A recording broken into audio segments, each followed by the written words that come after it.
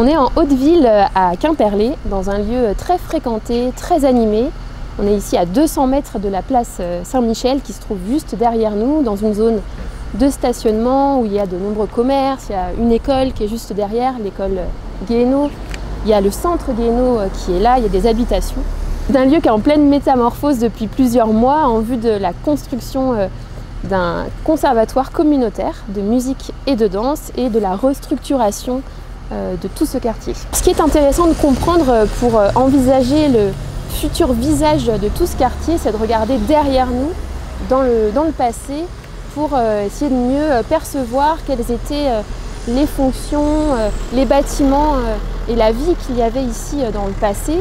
Et puis pour le savoir, on a déjà quelques indices. Déjà le nom de la place sur laquelle on se trouve, qui est la place des écoles, et qui témoigne de plus de 200 ans d'histoire, d'éducation dans ce quartier ici à Quimperlé, puisque à partir des années 1830, on va avoir une première école de garçons et ensuite on va avoir successivement une école primaire supérieure qui est l'ancêtre de nos collèges actuels. On va avoir un lycée et on va même avoir une école d'infirmières, tout ça dans un très grand bâtiment qui a aujourd'hui disparu, qui avait été construit par l'architecte Lecourt. La place des écoles n'a pas toujours été nommée ainsi. Auparavant, elle s'appelait la place des Capucins. Et donc, ça témoigne d'une autre histoire antérieure à la Révolution française. On sait qu'ici, il y a eu un couvent qui a été construit au milieu du XVIIe siècle, en même temps qu'un autre couvent, qui est le couvent des Ursulines, qui se trouve de l'autre côté de la place Saint-Michel. Et donc, ces deux couvents sont construits dans des quartiers nouveaux qu'on appelle alors des faubourgs et qui étaient, on pensait, en périphérie donc de centre-ville. Et donc finalement c'est toute cette histoire que l'archéologie va permettre d'éclairer, tout ce riche passé avec ces recherches qui permettent finalement plusieurs rapprochements. Des rapprochements avec une science, avec un métier qui est la profession d'archéologue. On voit les archéologues depuis 2 ans à nos côtés, devant nos maisons, devant nos rues, qui sont en train justement d'ouvrir le sol comme un livre d'histoire à ciel ouvert. Et puis c'est aussi un rapprochement avec le passé, parce que là le passé d'une ville ancienne, on est en train de le toucher du doigt. On voit des murs, on voit des fondations, on voit des objets. Donc c'est beaucoup d'émotions pour tous les Quimperlois et Quimperloises de voir l'histoire en train de s'écrire. Alors la fouille qui a eu lieu à l'été 2022 est une chance pour les archéologues et puis pour tout le monde, pour plusieurs raisons. La première chose, c'est que c'est la première fois qu'il y a de l'archéologie à Quimperlé. Donc en étudiant un petit peu le site en amont, on s'est rendu compte qu'il n'y avait jamais eu d'archéologie à Quimperlé et que l'histoire qu'on pense connaître est finalement assez légère, assez succincte, et qu'il y a beaucoup de zones d'ombre et de choses inconnues. Donc l'archéologie est une chance unique pour aller d'une part vérifier ce qu'on sait et d'autre part compléter toutes les données manquantes.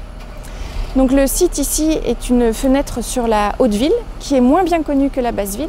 La Basse-Ville a été très étudiée en raison de la présence de l'abbaye, alors que la Haute-Ville est passée finalement relativement entre les radars des historiens. Donc la fouille ici a permis de documenter toutes les occupations successives dans le temps, depuis le sol géologique jusqu'au bitume du XXe siècle. Alors ce qu'il y a eu l'été dernier, c'était bien une fouille archéologique. Ce qu'on est en train de faire en ce moment, ça n'a rien à voir, c'est un diagnostic, donc c'est-à-dire que c'est une évaluation, et c'est pour un aménagement autre.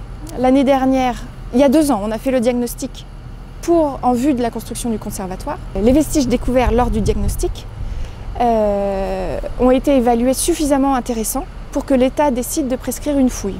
On est donc revenu environ 3 mois et demi ou 4 mois l'été dernier pour faire une fouille réellement. Donc là on a tout étudié sur une zone donnée jusqu'au sol géologique. Et la fouille est close.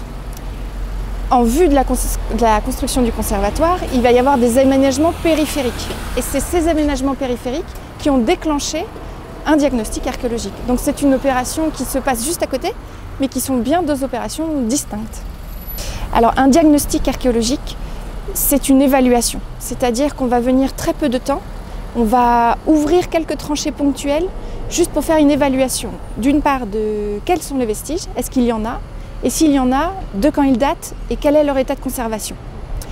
À la fin d'un diagnostic, on rend un rapport. Le rapport est étudié par le service régional de l'archéologie et c'est eux qui décident, en fonction de l'intérêt des vestiges, s'il doit y avoir une fouille ou non.